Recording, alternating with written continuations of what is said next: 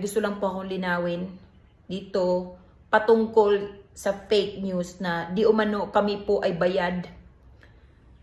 Kaming mga OFW nung dumalo nung pasasalamat ni Digong dito sa Hong Kong. Grabe guys, nanginginig ako. Wala pong katotohanan na kami po ay bayad. Kaming mga dumalo doon ay kusa po kami, bukal sa loob namin, ang pumunta doon para suportahan ang Tatay Digong namin. Walang nangyaring bayaran.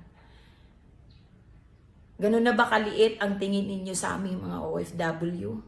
Para sabihin ninyong bayad kami ng 200 Hong Kong dollar sa pagpunta lang ng event? Hindi nyo ba alam na kaming mga OFW, marami kaming naiambag sa Pilipinas? Tapos sasabihin ninyong bayad kami?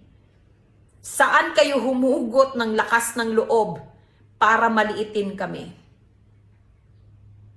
Grabe.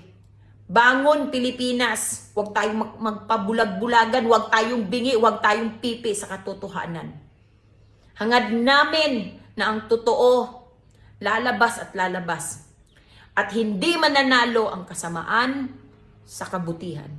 Sinakripisyo namin ang pamilya namin na naiwan sa Pilipinas.